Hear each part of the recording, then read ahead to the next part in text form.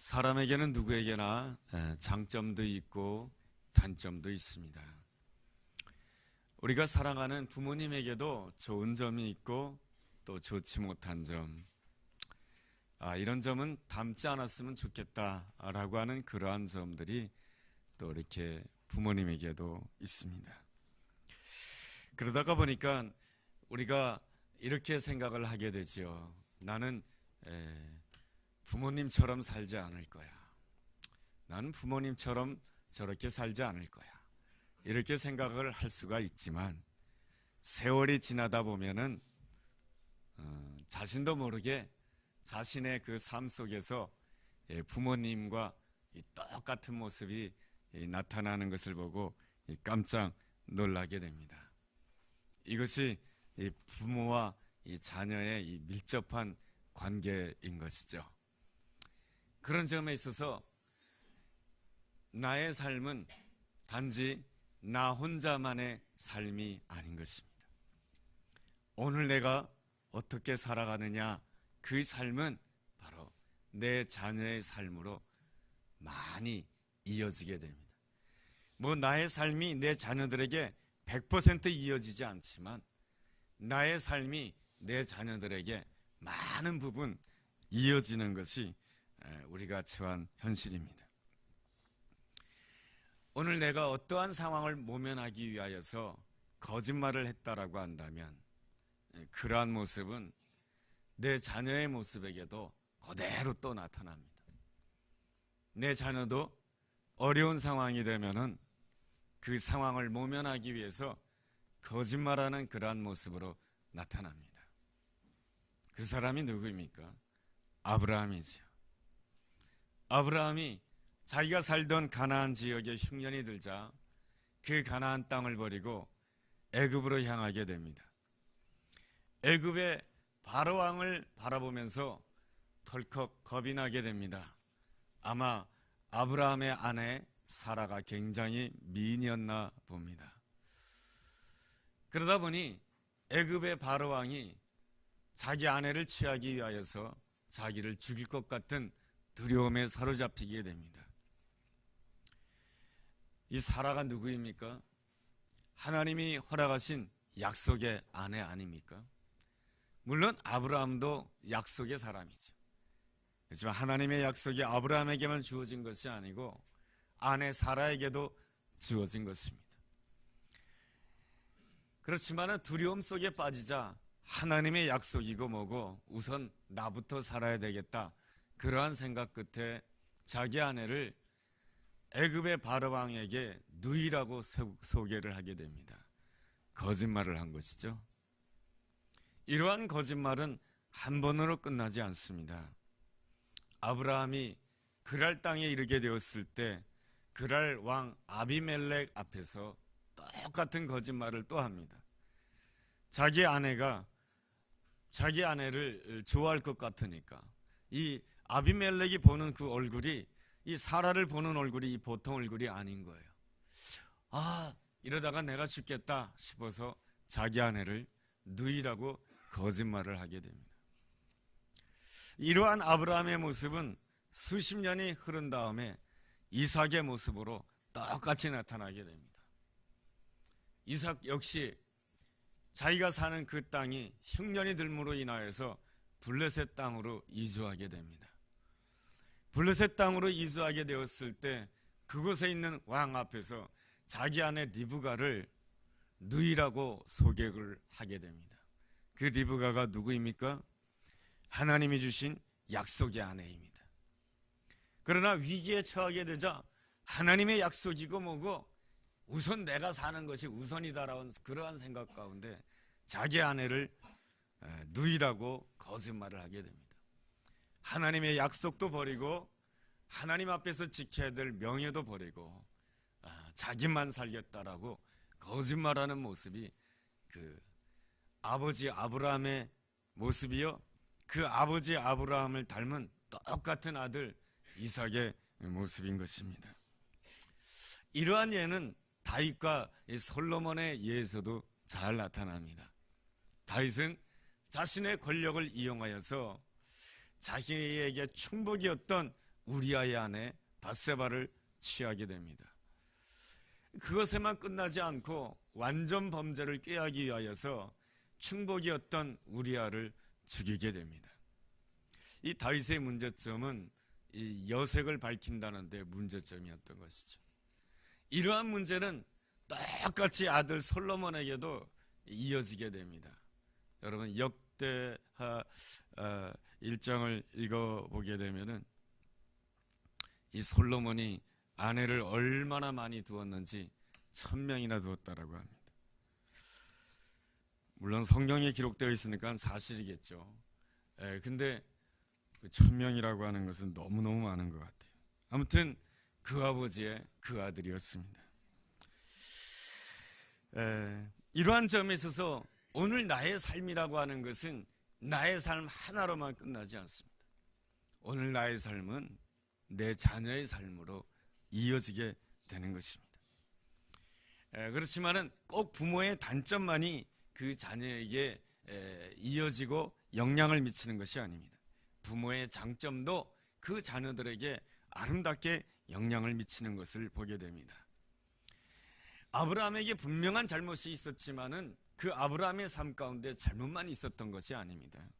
사실 아브라함은 누구보다도 하나님을 사랑하는 사람이었고 늘 하나님의 영에 사로잡히기를 원하였고 하나님의 영에 사로잡혀 하나님의 음성을 듣기를 사모하였고 하나님의 음성이라고 한다면 하나님의 뜻이라고 한다면 하나님의 계획이라고 한다면 철저하게 순종하려고 했던 사람이 바로 아브라함의 모습이요 아브라함의 아름다운 모습이죠.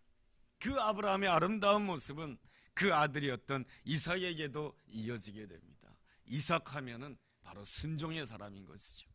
하나님의 말씀이라고 한다면 그 어떤 것보다 최우선을 두며 순종하는 모습이 바로 이삭의 모습인 것입니다. 한때나마 아브라함이 잘못했지만은 하나님께 순종하는 그 모습이 또한 이삭에게도 나타나는 것이죠. 한때나마 잘못하였지만은 하나님 앞에 철저하게 순종하는 그런 아름다운 모습으로 나타나는 것을 보게 됩니다. 이 다윗과 솔로몬도 마찬가지죠. 이 다윗 여색을 밝히긴 하였지만은 그 밧세바를 범한 이후에 참 하나님 앞에 통곡하면서 회개하였습니다. 나단 선지자의 그 지적 앞에 너무 마음이 괴로워서 하나님의 영이 떠날까봐 나의 범죄 때문에 하나님의 영이 떠날까봐 사람들이 뭐라고 손가락질할고 그거는 생각지 않았고 하나님의 영이 나를 떠날까봐 이 침상을 다 적실 정도로 하나님 앞에서 눈물을 흘리며 하나님 앞에 회개하였습니다. 그리고 그 이후로는 그러한 문제로 하나님의 마음을 아프게 하지 아니하였던 것입니다. 그래서 이 다윗은 하나님 마음에 합한 사람이라고 하는 아름다운 칭호를 얻을 수 있는 복된 사람이 될 수가 있었던 것이죠. 이 솔로몬이 처첩을 많이 둔 그러한 사람이었지만은 그의 노년에 그가 기록한 잠언서와 전도서를 본다라고 한다면 그가 얼마나 하나님 앞에서 올바로 살려고 얼마나 말씀 앞에서 올바로 살려고 몸부림쳤는지를 우리는 잠언과 전도서를 통해서 알 수가 있습니다. 무엇보다도 이 솔로몬은 하나님을 나의 하나님으로 고백한 사람이었습니다. 역대하 2장 말씀을 읽어본다라고 한다면 솔로몬이 하나님의 성전을 건축하고자 할 때에 이렇게 고백합니다. 나의 하나님 여호와의 이름을 위하여 내가 성전을 건축하기를 원합니다. 내가 다른 것 때문이 아니고 나의 하나님 여호와의 이름을 위하여 내가 성전을 건축하기를 원합니다 하면서 하나님 앞에 고백을 하게 됩니다. 이 솔로몬이 아버지 다윗을 생각하면서 성전을 건축하였지만은 이 솔로몬은 하나님을 부를 때에 아버지 다윗의 하나님이라고 고백하기보다는 하나님을 향해서 나의 하나님이라고 고백하고 있습니다. 그러기에 그는 하나님의 이름을 위하여 아름다운 성전을 건축할 수가 있었고 성경에 포함된 그 잠언과 전도서를 기록하는 놀라운 일을 감당할 수가 있었던 것입니다. 예수님과 제자들 사이도 마찬가지인 것입니다. 예수님과 제자 사이를 스승과 제자 사이라고 표현할 수 있겠습니다. 그렇지만은 단순하게 지식을 가르치고 지식을 배우는 그러한 스승과 제자의 사이는 아닌 것입니다. 오히려 예수님과 제자 사이는 아비와 자식과의 관계라고 할 수가 있습니다. 그러기에 예수님께서는 전 삶을 통하여서 제자들을 가르치기를 원하였고, 그리고 또한 예수님 자신의 삶이 온전히 제자들의 삶이 되기를 우리 주님께서는 간절히 원하셨던 것입니다. 그래서 예수님께서는 항상 자신의 삶을 통하여서 제자들을 가르치기를 원하셨습니다. 오늘 본문에도 예수님께서는 자신의 삶을 통해서 제자들을 가르치고 있는 모습이 나타나게 됩니다. 그 모습이 바로 오늘 22절에 보니까 이러한 말씀으로 시작되고 있습니다. 예루살렘에 수전절이 이르니 때는 겨울이라, 이러한 말씀이 기록되어 있습니다. 여러분, 수전절이라고 하는 것은 무엇을 뜻하냐 하면은 주전 2세기경에 시리아의 헬라 제국의 황제였던 안티오코스 에피파네스라고 하는 사람이 있습니다.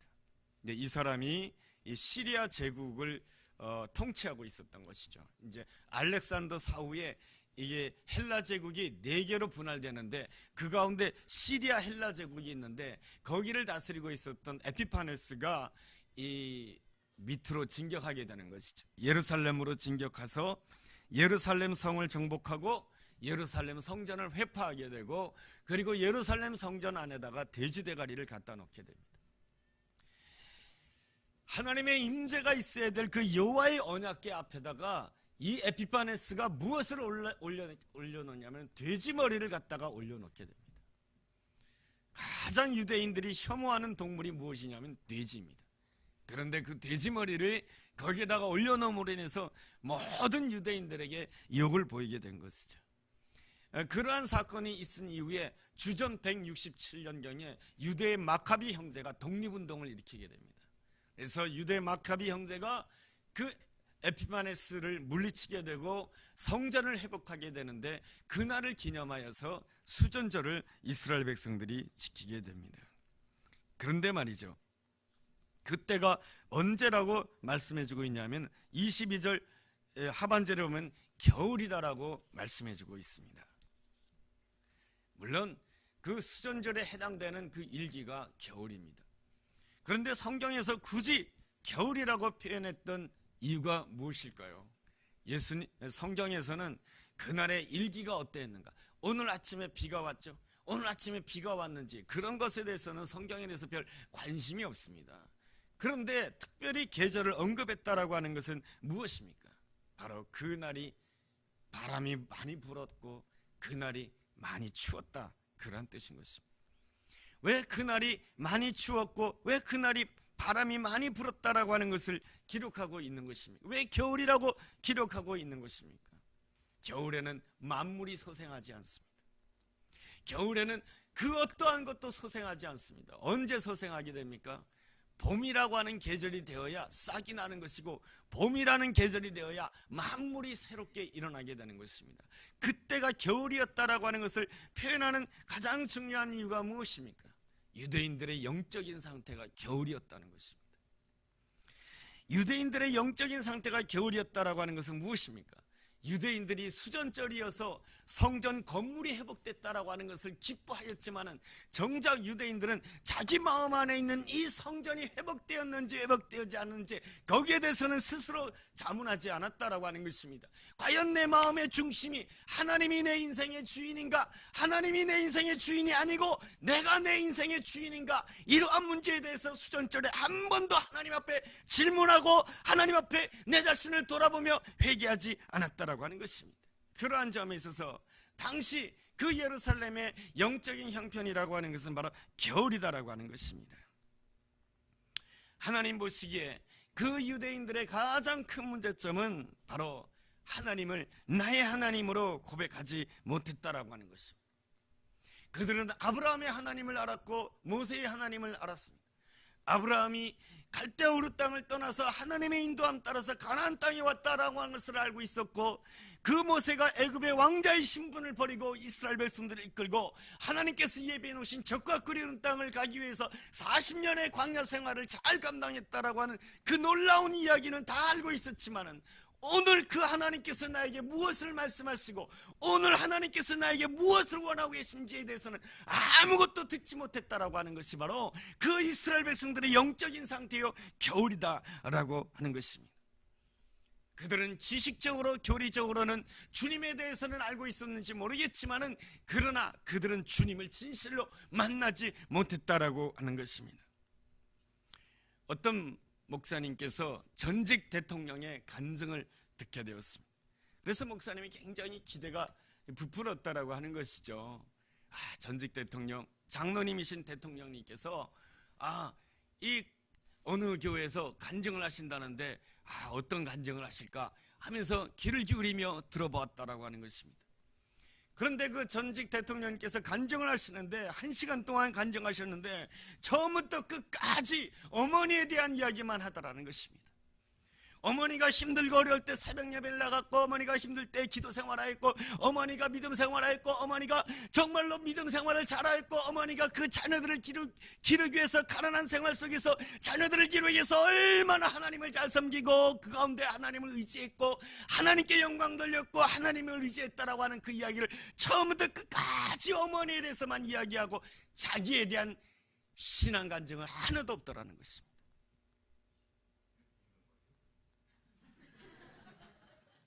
어머니의 하나님을 고백하였지만은 나의 하나님을 고백한 적이 없다는 것이죠. 어머니의 하나님이었는지 모르지만은 자신의 하나님은 아니었던 것입니다. 나는 어떻습니까? 수전절 예수님께서는 솔로몬 행각을 거니셨습니다. 때는 겨울이라고 말씀해 주고 있습니다. 그것은 바로 유대인들이 아브라함의 하나님, 이삭의 하나님, 야곱의 하나님, 모세의 하나님, 다윗의 하나님은 알았지만 그들은 나의 하나님을 몰랐던 것입니다. 그렇다면 누가 나의 하나님으로, 하나님을 나의 하나님으로 고백할 수가 있겠습니까? 그 해답이 오늘 우리가 읽은 성경 27절에 나와 있습니다. 27절 이런 말씀이 있죠. 내 양은 내 음성을 들으며 나는 그들을 알며 그들은 나를 따르느니라. 바로 나의 하나님으로 고백하는 자가 누구냐? 바로 주님의 양이며 주님의 음성을 들으며 주님을 따르는 자다라고 하는 것입니다. 양은 참 어리석고 못난 존재입니다. 힘도 없고 능력도 없는 그러한 존재입니다. 그런데 양에게 발달한 것이 하나 있습니다. 다른 동물에 비해서 발달한 것 딱 한 가지가 있습니다. 이 양은 힘도 없고 달리기도 느리고 모든 면에서 뒤떨어지는데 딱 한 가지만은 다른 동물에 비해서 뛰어납니다. 그게 뭐냐? 이겁니다. 귀입니다. 수많은 소리가 들립니다. 바람 소리가 들립니다. 그리고 늑대가 지나가는 소리가 들립니다. 그리고 수많은 사람들이 말하면서 들어가는 그 모든 소리가 들리게 됩니다. 그렇지만 양은 정확하게 목자의 음성은 알아듣는다라고 하는 것입니다. 그러므로 양이 잘 사는 길은 딱 한 가지밖에 없는 것입니다. 목자의 음성을 듣는 것입니다. 나는 왜 사자처럼 용맹하지 못할까요? 하면서 사자처럼 되려고 하는 것은 어리석은 것입니다. 나는 왜 독수리처럼 비상하지 못할까요? 하면서 독수리처럼 비상하지 못하고 독수리처럼 하늘을 나지 못하는 내 자신에 대해서 책망하며 왜 나는 이렇게 살아야 될까? 그렇게 생각하는 것은 어리석은 양의 모습인 것이죠. 양이 사는 길은 나 스스로 사자가 되지 못한 것에 대해서 책망하고 나 스스로 독수리처럼 멋진 모습으로 날지 못하는 그 모습에 대해서 나 스스로 부끄러워할 것이 아니고, 양이 사는 길은 딱 한 가지밖에 없는 것입니다. 목자의 음성을 듣는 것입니다. 우리 주님은 우리에게 말씀해 주시는 것이죠. 나는 선한 목자다. 그냥 목자가 아니고 선한 목자다라고 말씀해 주십니다. 그 선한 목자의 음성을 들을 때, 그 목자의 음성을 듣고 그 목자를 따라갈 때 내가 사자처럼 될 수가 있는 것이고, 그 목자로 인하여 내가 독수리처럼 비상하는 놀라운 은혜를 누릴 수가 있게 되는 것입니다. 누가 목자의 음성을 잘 귀를 기울일 수가 있겠습니까? 양처럼 나의 약함을 철저하게 깨닫는 자인 것입니다. 내 약함을 알기에 내가 목자의 음성에 귀를 기울이게 되는 것이죠. 오직 목자의 음성에 귀를 기울이기 위하여서는 내 안에 있는 우상을 내려놓아야 됩니다. 제가 한 주 동안에 미얀마를 다녀왔습니다. 미얀마는 온 나라가 우상이에요. 산이 있는데 산 전체가 불상이에요. 그냥 이 산에 불상 하나, 저 산에 불상 하나, 그게 아니에요. 산 하나가 있으면 밑에고 위에고 중간이고 그냥 전부 불상과 불탑이 가득해요. 그냥 멀리서 봐도 이 노란 불탑이 다 보일 정도예요. 어딜 가나 불상이고, 어딜 가나 스님들이고, 어딜 가나 승려들이 있어요. 그 모습에 참 안타까웠습니다. 이렇게 눈에 보이는 우상도 우상이었거니와 내 안에 있는 우상도 우상인 것입니다. 하나님 위에 내가 의지하는 것이 있다라고 한다면 그것이 우상인 것이죠. 그래서 우리는 종종 하나님 앞에 이렇게 스스로 질문해 봐야 되는 것입니다. 우리가 하나님 앞에 이렇게 기도하는 시간을 가져야 됩니다. 나는 주님만 있으면 만족합니다. 그렇게 기도하는 거예요. 시작할 때, 오 하나님, 내가 하나님을 사랑합니다. 나에게 주님만 있으면 됩니다. 나에게 주님만 있으면 됩니다. 나에게 주님만 있으면 됩니다 라고 기도하다가, 아니요, 이 사람도 있어야 되는데요. 나에게 주님만 있으면 됩니다. 그렇게 했는데, 아니요, 나에게 돈이 있어야 되는데요. 나에게 주님만 있어야 됩니다 라고 기도하는데, 아니요, 나에게 내가 원하는 그 일이 이루어져야 되는데요. 나에게 주님만 있으면 됩니다. 아니요, 내가 원하는 것이 있어야 되는데. 이 모든 것들이 다 무엇입니까? 주님의, 나의 목자이신 주님의 음성에 완전히 기울이는데 방해가 되는 우상들인 것입니다. 그래서 우리는 이 문제를 가지고 주님 앞에 씨름하면서 기도할 수 있어야 되는 것입니다. 오직 나에게 주님만 있으면 됩니다 라고 고백하게 되었을 때 우리는 이렇게 고백하게 되는 것이죠. 나는 주님만 있으면 됩니다. 그런데 주님께서 나에게 사랑하는 사람을 붙여주시니 감사합니다. 나에게 주님만 있으면 됩니다. 그런데 하나님께서 나에게 이렇게 물질도 주시오니 감사합니다. 나에게 주님만 있으면 됩니다. 그런데 하나님께서 나에게 이렇게 좋은 일도 주시오니 하나님 감사합니다. 이렇게 할 수 있어야 되는 것이죠. 두 사람이 서로 사랑합니다. 그러면 우리는 이렇게 고백하면 너무너무 좋을 것 같아요. 나는 당신이 없으면 나는 죽을 거야. 이렇게 고백하면은 너무 그냥 끝내주는 사랑의 고백일 것 같아요. 근데 그거는 절대로 그렇지 않습니다. 이러한 고백이 진짜 고백입니다. 나는 하나님을 가장 사랑합니다. 그래서 사랑하는 사람을 주셔서 감사합니다. 그렇지만 사랑하는 사람이 없어도 나는 하나님이 있기 때문에 살 수 있습니다. 이렇게 고백할 수 있어야 됩니다. 그런 사람이 건강한 사람입니다. 그런 사람이 덜 의존적인 사람입니다. 그런 사람이 홀로 서는 사람입니다. 사랑하는 두 남자와 여자가 항상 남자에게 의존하고 항상 여자에게 의존하면 그 관계는 너무너무 피곤한 관계예요. 내 옆에 있어도 오케이, 내 옆에서 떨어져 있어도 오케이. 이런 사람이 건강한 사람, 행복한 사람. 진정한 복은 사람이 주는 것이 아니고 하나님이 주시기 때문에 그런 거예요. 그 복을 오늘 성경에서는 뭐라고 표현하냐면 28절에 영생의 복이다 라고 말씀해 주고 있습니다. 영생의 복이라고 하는 것은 무엇인가? 28절에 이렇게 말씀해 주고 있습니다. 내가 그들에게 영생을 주노니 영원히 멸망하지 아니할 것이며 또 그들을 내 손에서 빼앗을 자가 없느니라. 영생의 복이라고 하는 것이 무엇인가? 하나님의 손 안에서 사는 복인 것을 말하는 것입니다. 하나님의 손길이 늘 함께하는 축복이 바로 영생의 복인 것이죠. 이스라엘 백성들이 바로 그러한 복을 누리게 된 것이죠. 모세가 그러한 복을 누리게 되는 것이죠. 민수 11장을 본다라고 한다면 이스라엘 백성들이 광야를 지나가게 됩니다. 그들은 맨날 만나만 먹느라고 고기 좀 먹고 싶었습니다. 그랬을 때 하나님께서 모세를 향해서 말씀해 주십니다. 내가 이제부터 한 달 동안 너희들에게 고기를 먹일 것이다. 그러자 모세가 이렇게 대답을 하게 됩니다. 오 하나님, 이 60만 명이 되는 이 수많은 사람들에게 고기를 먹으려면 소를 몇 마리 잡아야 되고 양을 몇 마리 잡아야 되는데 어떻게 한 달 동안 이 수많은 사람들을 먹일 수 있겠습니까? 그러자 하나님께서 이렇게 대답해 주십니다. 여호와의 손이 짧으냐? 내가 이제 내 말이 너에게 응답되는 것을 보게 될 것이다 하면서 하나님께서 무엇을 몰아다 주셨냐면 메추라기를 몰아다 주신 것이죠. 시편 31편 15절에 이러한 말씀이 있습니다. 나의 앞날이 주의 손에 있사오니 내 원수들과 나의 핍박하는 자들의 손에서 나를 건져주소서. 나의 앞날이 주의 손에 있다라고 하는 것이죠. 37편 24절에 이러한 말씀이 있습니다. 그는 넘어지나 아주 엎드리지 않은 것은 여호와께서 그 손으로 붙드심이로다. 여호와께서 여호와의 손으로 우리를 붙드시기 때문에 28절에 보니까 멸망하지 아니할 것이다. 영원히 멸망하지 아니할 것이다. 우리의 삶은 절대로 망하지 않는다라고 하는 것입니다.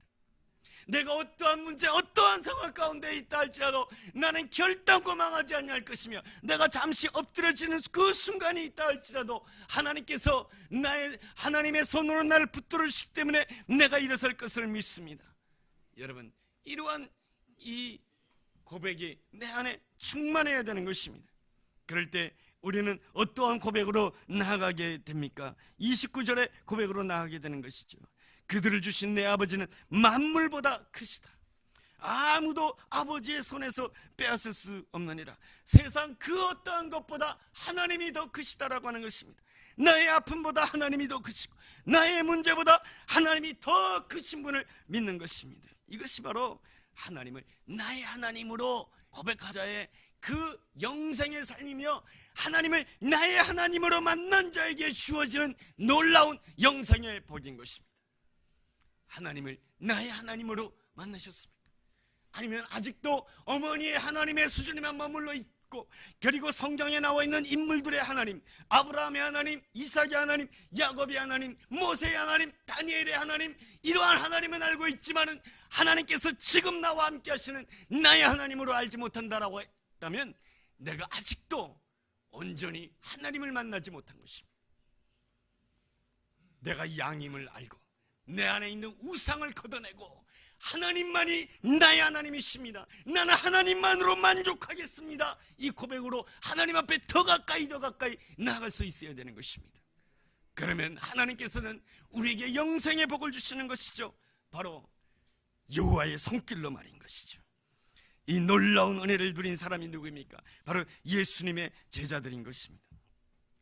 오늘 본문에 보면 예수님께서 때는 겨울이라, 그 수전절 날 때는 겨울에 어디에서 말씀을 전하고 있습니까? 23절에 보면 솔로몬 행각에서 말씀을 전하고 있습니다. 찬바람이 쌩쌩 불고 있습니다. 찬바람이 쌩쌩 불고 있는데, 행각이라고 하는 것은 벽이 없는 뭡니까? 어떤 건물을 말하는 거예요. 이 솔로몬 행각이라고 하는 것은 예루살렘 성전 옆에 있는 행각을 말하는 거예요. 그래가지고 사람들이 그쪽에 많이 몰려 있었던 것이죠. 이 솔로몬 행각에서 주님께서 말씀하실 때는 겨울이었던 거예요. 얼마나 힘든 겨울이었느냐? 여러분, 31절에 보면은 겨울의 모습이 나타나요. 여러분, 31절이 이런 유대인들이 다시 돌을 들러 치라고. 예수님에게 있어서 그 시간은 정말로 겨울과 같은 힘든 시간이었던 것입니다. 그럼에도 불구하고 예수님께서는 그 솔로몬 행각에서 말씀을 전하십니다. 왜냐하면 예수님 안에는 영생이 충만하여 있기 때문에. 영생이 충만하다라고 하는 것은 무엇입니까? 이 가운데서도 이 겨울이지만은, 내가 경험하는 이 시기는 겨울이지만은 여호와의 손이 나와 함께 하시고, 그 여호와의 손은 세상 그 어떤 것보다 크다라고 하는 것입니다. 주님 앞에 닥쳐오는 겨울이 무엇입니까? 예수님께서 십자가 지는 고통이 예수님 앞에 닥쳐오는 추운 겨울 아니겠습니까? 추운 겨울, 그 십자가에서 매맞으시고 그 십자가에서 못 박히는 그 순간이야말로 예수님에게는 말할 수 없는 겨울인 것입니다. 그럼에도 불구하고 예수님께서는 그 겨울을 두려워하지 아니하고 그 솔로몬 행각에서 말씀을 전하신 가장 중요한 이유는 예수님 안에 영생이 충만했기 때문에 그런 것이죠. 바로 여호와의 손길이 나와 함께하고, 그리고 여러분 28절에 보면은 그들을 내 손에서 빼앗을 자가 없느니라. 여호와의 손길에서 빼앗을 자가 없고 여호와께서 모든 것보다 크시다라고 하는 것입니다. 바로 세상이 주는 고통보다 여호와의 손길이 더 크다라고 하는 것입니다. 그러기에 예수님께서는 겨울을 지나서 하나님께서 준비해 놓으신 부활의 봄으로 나아갈 수 있는 줄로 믿습니다. 이것이 바로 예수님이 삶으로 제자들에게 보여준 모습인 것입니다.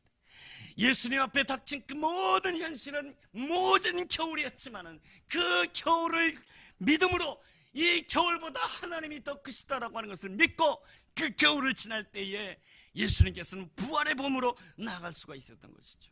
이 모습을 보았던 제자들 역시 사도행전 3장 11절, 사도행전 5장 12절에 보면 똑같이 제자들이 바로 솔로몬 행각에서, 이 베드로를 비롯한 제자들이 솔로몬 행각에서 주의 말씀을 전하며 주의 기적과 이사를 베풀었다라고 사도행전 3장 11절, 사도행전 5장 11절, 12절에서 말씀해주고 있는 것입니다.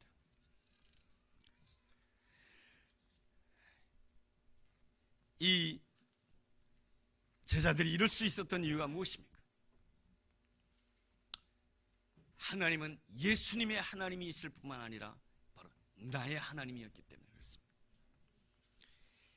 언제 나의 하나님이 되었습니까? 바로 오순절날 마가다락방에서 전심으로 하나님 앞에 기도하면서 하나님만이 나의 모든 것 되십니다. 하나님만 한 분만으로 내가 만족하겠습니다. 하나님 한 분만으로 만족하겠습니다라고 하는 그 마음을 가지고 오직 하나님만 바라보고 오직 하나님의 음성을 듣고 하나님의 뜻만 따르겠다라고 하는 그 결단 가운데 전심으로 기도하는 가운데 이 예수님의 제자들은 하나님을 나의 하나님으로 체험하는 놀라운 사건이라는 것이에요. 그것이 바로 성령님이 그들에게 임한 사건. 그랬을 때 그들은 예수님과 똑같이 솔로몬 행각에서 예수님이 복음을 증거했던 것처럼 말씀을 증거하는 자가 된 것입니다. 예수님의 이 오늘의 모습은 예수님의 오늘의 모습으로만 끝나지 않습니다. 시간이 흐른 뒤에 제자들의 모습으로 똑같이 나타나고 있습니다. 오늘 나 한 사람이 하나님의 음성을 듣고 순종하면 나 한 사람으로 끝나지 않습니다. 바로 내 자녀들의 모습으로 똑같이 나타나게 됩니다. 이것이 바로 하나님이 우리에게 베푸시는 놀라운 은혜인 것입니다. 오늘 내가 하나님을 나의 하나님으로 만나며 영생의 복을 누리며 이 세상의 그 어떤 것보다 여호와의 손이 더 크다고 하는 것을 확신하면서 오늘 믿음으로 살아가야 이 나의 믿음으로만 끝나지 않냐고 내 자녀들의 믿음이 되는 것이고 다음 세대의 믿음이 되는 거예요. 그래서 나에게 주어진, 또 여러분에게 주어진 가장 큰 숙제는 바로 아브라함의 하나님이 나의 하나님이 되어야 돼. 요셉의 하나님이 나의 하나님이 되어야 돼. 어머니의 하나님이 나의 하나님이 되어야 돼. 항상 이야기할 때 어머니가 이렇게 기도했고 어머니가 이렇게 헌신하셨고 나의 이야기는 하나도 없어. 아브라함이 이렇게 말했고 요셉이 이렇게 고생했고 요셉이 이렇게 총리가 되었고 나의 하나님이 없어요. 하나님은 오늘 우리에게 말씀해 주십니다. 너의 하나님을 만나라고 말이죠. 너의 하나님을 만나기 위해서는 내가 철저하게 양이 되어야 되는 것입니다. 내가 따르기로 결심해야 되는 것입니다. 그래야 하나님이 언제나 나의 목자가 되어주시고 언제나 내가 주님의 양이 될 때 나에게 늘 영생의 복이, 주님의 손길이 함께하는 그 놀라운 복이 임하게 될 줄로 믿습니다. 나에게뿐만 아니라 내 자녀에게도 내 옆에 있는 사람에게도 임하게 될 것을 믿습니다. 이 시간에 우리 함께 기도하는 시간을 가지겠습니다.